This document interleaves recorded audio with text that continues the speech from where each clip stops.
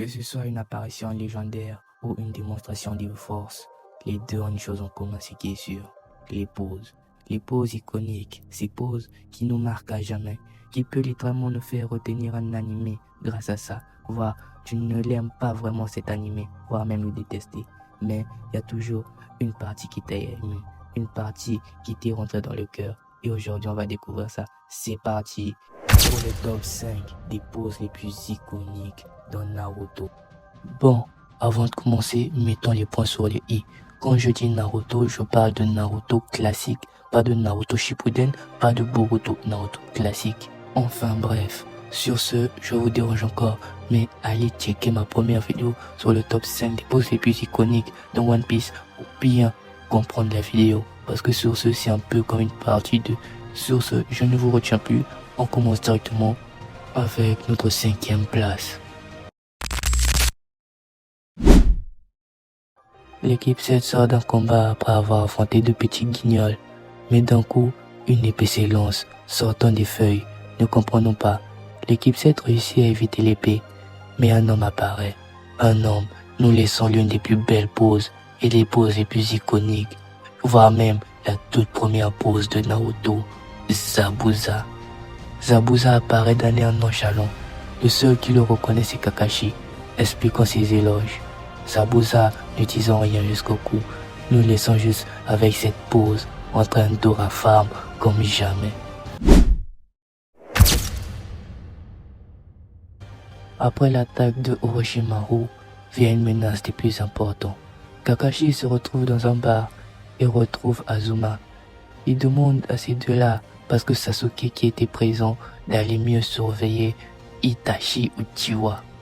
Azuma et sa collègue partent directement faire face aux hommes de l'Akatsuki. Mais sans faire gare, ils demandent aux hommes de se démasquer. Mais un homme se démasque de la façon la plus stylée possible. Nous laissons petit à petit voir son visage. Un Sharingan, des cheveux noirs et une main sortant de sa robe. Oui, c'est bien lui, Itachi Uchiwa, la première apparition. Ce moment est iconique. Pas parce que Itachi y est, non, parce que tu nous sauves la meilleure pose de tout le manga après une guerre catastrophique. Itachi Uchiwa. En fait, en ce moment-là, on se demandait est-ce qu'il pouvait avoir pire qu'Orochimaru. Oui, il peut y avoir pire. Parce que cette pose, les gars, je vous jure, je sais pas qui peut la dépasser en termes d'aura, mais on va y parler. Après un affrontement Shikamaru contre Temari, nous attendions tous un seul combat, celui de Sasuke versus Gaara. Mais Sasuke n'est toujours pas présent et le temps commence à passer petit à petit, à deux doigts de déclarer forfait. Spectateurs, même les Kage, tout le monde voulait juste voir ce combat, pardonnant le retard de Sasuke. Et pour nous téléspectateurs qui regardent, Naruto vient à la rescousse de Sasuke et Sakura et laissant Gaara dans une colère noire. Mais Naruto n'est pas plus dépité, ne décide pas ni plus ni moins que de Jufara et malmener le démon de sable. Mais tellement à la merci d'une colère noire, Gaara décide de laisser le contrôle à Shukaku. Et Shukaku ne perd pas de temps, ni plus ni moins contre le Gaara. Et nous laissons à un combat intense. À deux doigts de tuer Naruto, Naruto nous offre une performance des plus incroyables, une invocation. C'est ainsi qu'un combat titanesque commença. Mais Naruto et Gamaputta n'ayant plus assez de chakra, n'hésitent plus qu'à tout donner. Naruto n'hésite pas à charger Gaara, mais Gaara résistant et le démon de sable réussissant à arrêter Naruto dans des sables mouvants.